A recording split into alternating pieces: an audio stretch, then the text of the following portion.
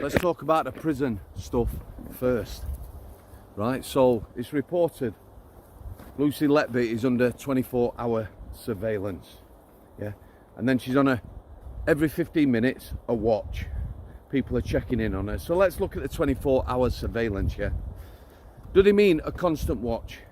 I think not, because they won't be checking in on her 15 minutes. A constant watch in a prison service is just that. Special cell, usually one at Strangeways, at bars, perspex over. You can see, and the only privacy was when you use the toilet, just out of sight. Constant, 24 hours a day. One officer leaves that chair, watching them, another replaces them. So they said 24-hour surveillance.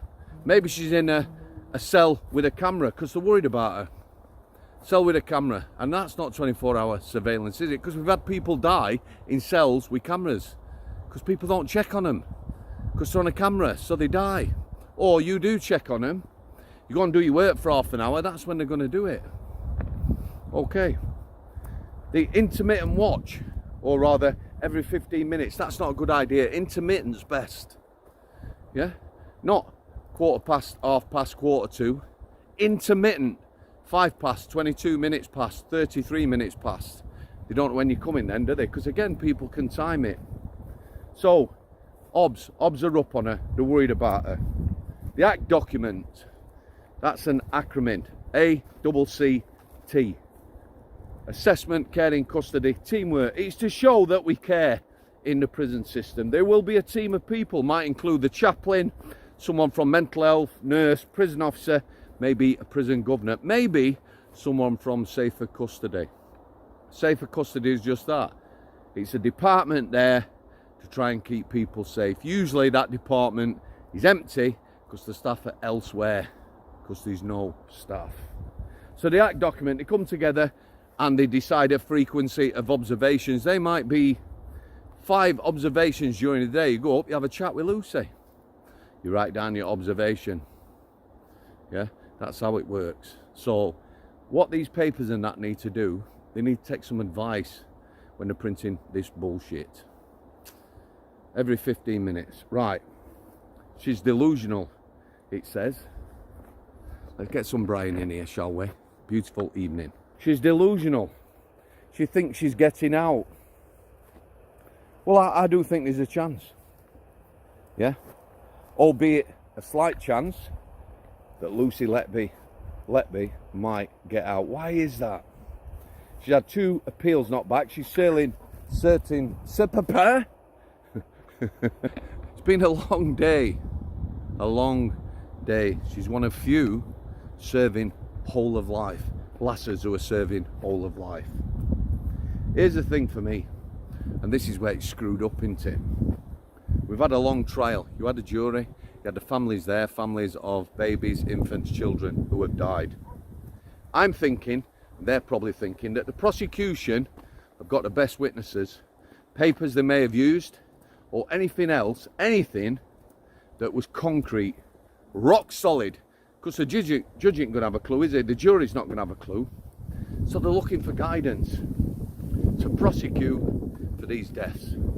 Absolutely tragic, heartbreaking, destroys families. And there were plenty of families, weren't there? What was it? She got 7 murders, 7 attempt murders. I'm not quite sure. But here's the thing. It's quite obvious now that the prosecution's evidence was flawed. Papers, work people had done, stats, all misused. They were misused. So the people who convicted her, the jury, the judge, yeah, how did they feel? That must have been, we sometimes forget about jurors in cases like this. It must have been quite harrowing. And what they're thinking now, because we've got a team of specialists now, the best in their field. People who've worked in this line of work, who've come together. What's their motivation? Publicity? I don't think so. I don't know one. Money? I doubt very much.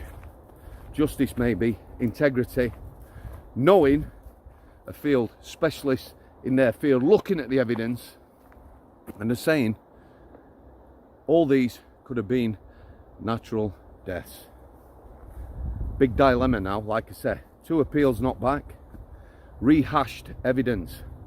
If the evidence presented was used wrong, you know, it weren't factual. We know about the statistics, don't we? She was on shift when 7 infants, babies died.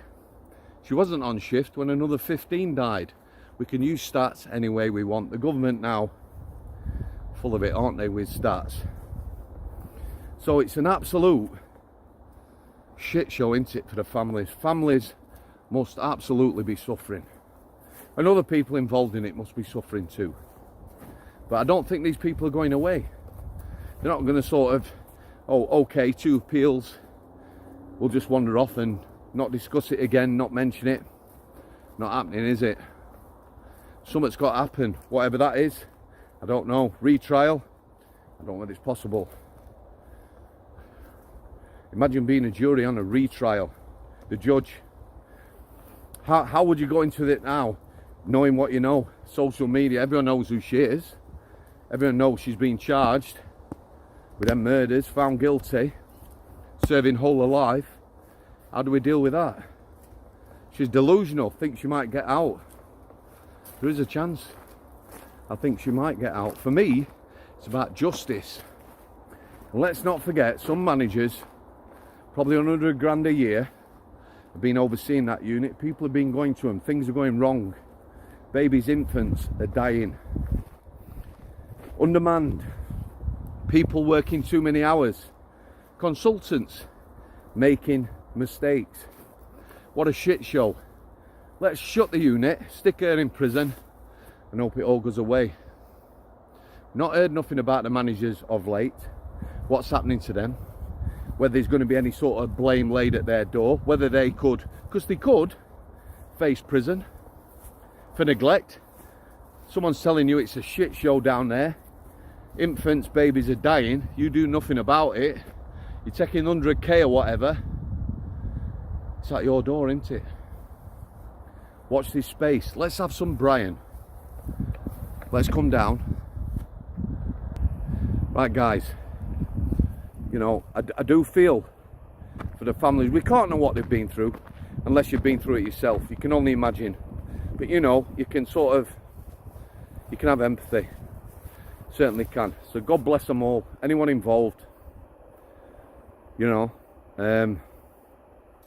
Thanks for your continued support. Shoulder to shoulder, things happening now, aren't they, in this country? People are waking up. People have had enough. High Court ruling about the Bell Hotel down south. Yeah, I feel this country's coming together. Communities, certain communities might not, or be in fear of speaking, but people are coming together. It's happening. So God bless you all. Thanks for your continued support. Brian,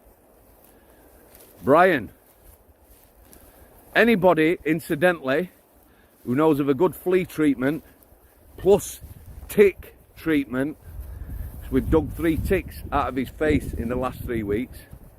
Old Stephen, bless him, can't remember ever him having a tick. This dude, every other week, spoiling his good looks, got a little lump just above his right out. Right, this cam thing, Brian, right, yeah, you do that, entertain the troops, show them what a beautiful, wonderful boy you are. You roll over the can. As soon as you come off it, kid, I'm having it, because we don't want you chewing your mouth to bits, do we? And you know exactly what I'm doing. Yeah, it's gone. That's Daddy's now. So again, God bless you all. Brian, sit down. Sit down. Thanks for coming. He is beautiful. Look at his poorly eye. Brian, sit down. Sit down. Sit down. Stay there. Stay. I'll sit there.